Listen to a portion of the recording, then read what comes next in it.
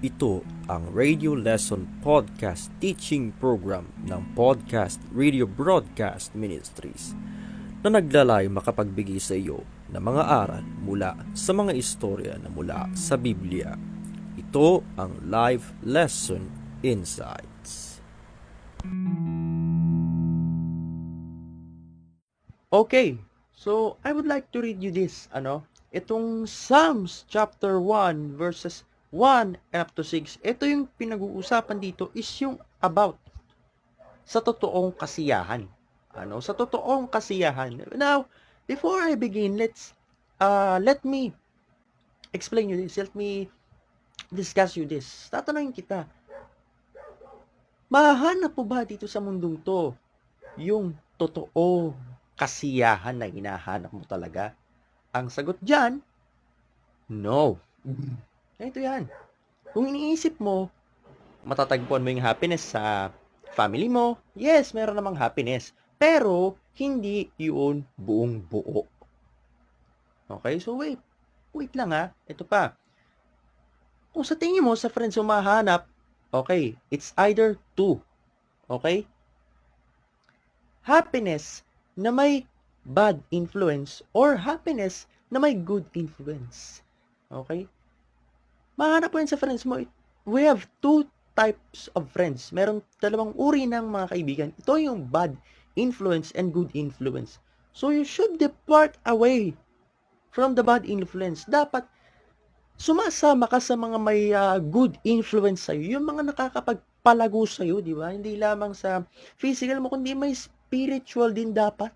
Diba? Doon ka nakikisama, yung mga nabe-benefit ka. Hindi yung nakikisama ka sa mga wala nang benefits sa'yo, hindi lalo ka pang naging walang natutunan, wala ka pang lalong nalaman, wala ka pang naging knowledge sa kanila, di ba? And kung tanong mo, mahahanap ba rito sa mundong to? Mahahanap ba sa mga bagay? Mahahanap ba sa cellphone? Mahahanap ba sa mga bisyo? Mahahanap ba kung saan or whatever was that? No. You cannot find the true happiness in this world because this world, okay, the happiness in this world, all the things in this world are only temporary. I'll tell you this, walang permanent dito sa mundong to. Okay, so let us read this, the Psalms chapter 1 verses 1 up to 6. Blessed is the man that walketh not in the counsel of the ungodly, nor standeth in the way of sinners, nor sitteth in the seat of the scornful, but his delight is in the law of the Lord, and his laws doth he meditate day and night. And he shall be like a tree planted by the rivers of water, that bringeth forth his fruit in his season. His leaf also shall not wither, and whatsoever he doeth shall prosper. The ungodly are not so, but are like that chaff which the wind driveth away. Therefore the ungodly shall not stand in the judgment, nor sinners in the congregation of the righteous. For the Lord knoweth the way of the righteous, but the way of the ungodly shall perish. So, ang kagandahan sa verse na ito, okay, sa verses number 1, kung babasahin natin ulit, no? Blessed is the man that walketh not in the counsel of the ungodly, nor standeth in the way of sinners, nor sitteth in the seat of the scornful. Okay? Ito yung kagandahan dito. Pinagpala daw yung mga tao na lumalakad o naniniwala, lumalakad ayon sa karunungan, hindi lumalakad ng pabaliktad. Many of us kasi, di ba, na wala pang pagkakilala sa Panginoon is mostly sinusundan nila yung way of the ungodly, yung the counsel of the ungodly, and mas pinaninindigan nila ang way of the sinners. Di ba? Mas pinaninindigan nila kaysa sa mga ungodly. Or for example, may nakapasok sa buhay nila na isang mabuting tao na ipinadala ng Panginoon, na ipinahintulot ng Panginoon na makapasok sa buhay nila. Like for example, a pastor or a friend na mabuting kaibigan na maaring magtulak sa kanila na makilala ang Panginoon.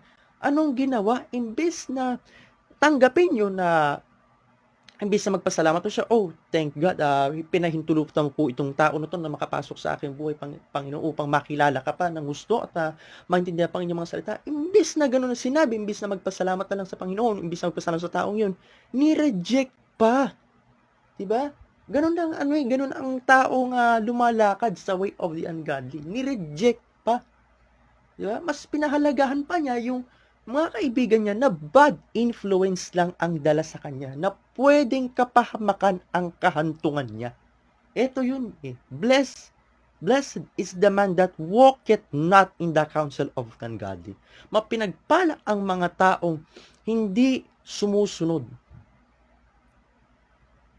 sa gawi ng bundong to. Okay?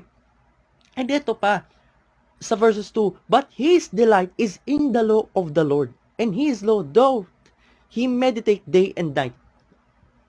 Ito pa, yung kanyang kalooban, yung kanyang spirit, yung kanyang puso is under on the law of God. Under the law of the Lord, di ba?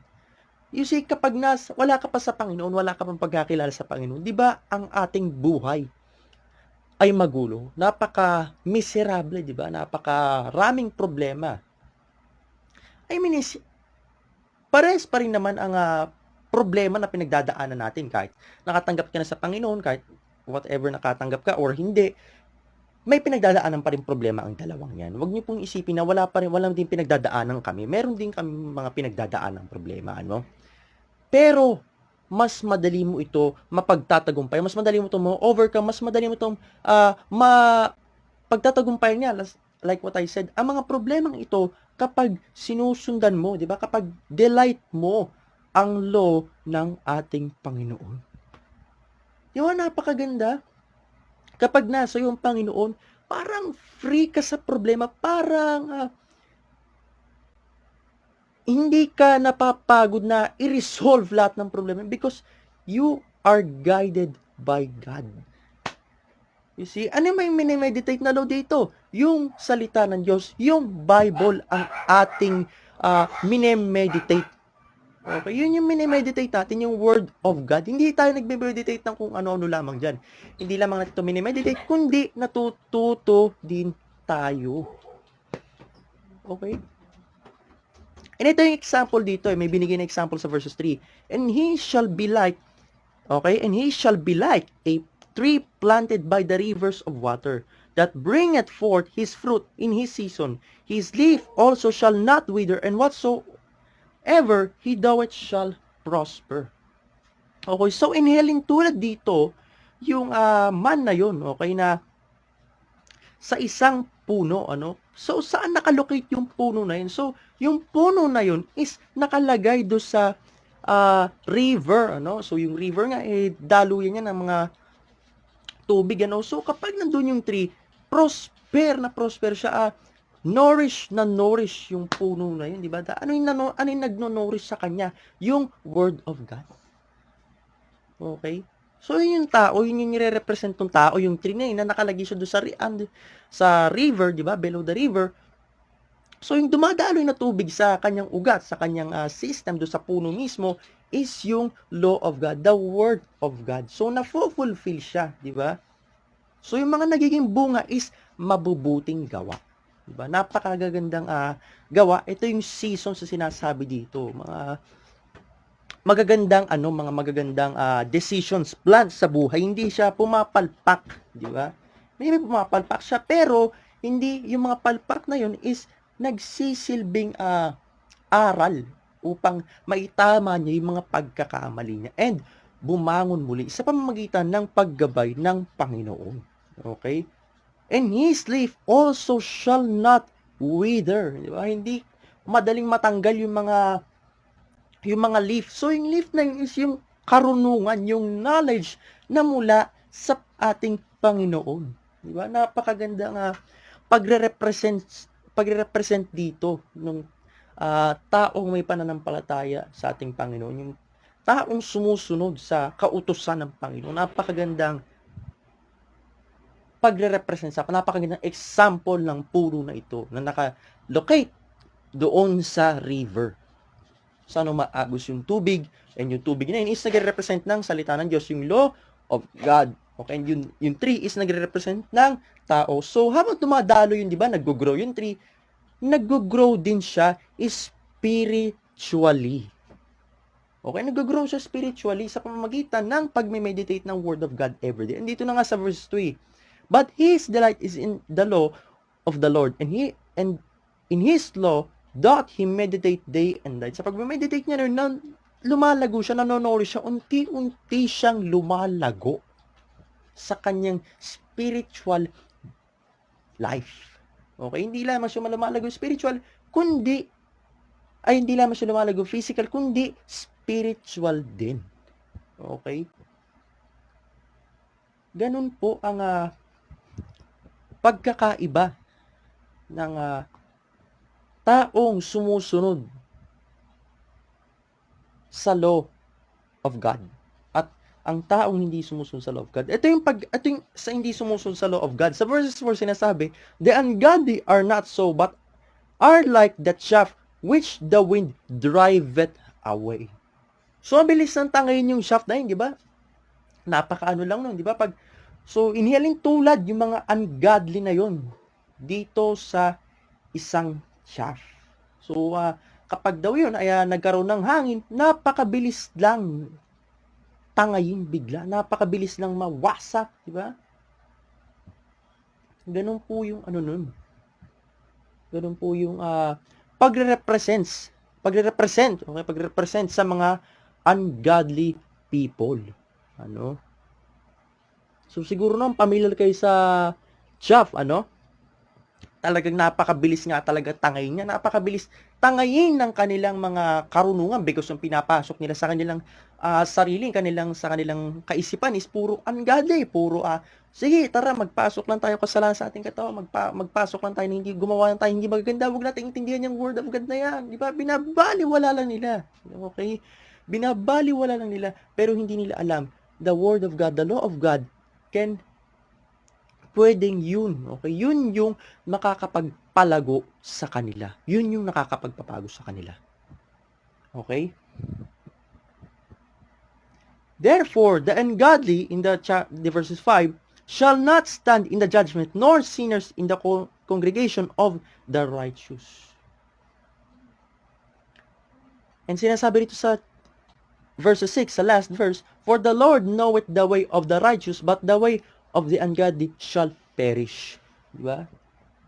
Yan ang sinabi rito. Diba? Alam ng Panginoon, okay? Tanggap niya, okay? Because yun yung talagang way na talagang dapat ating lakaran, the righteous way.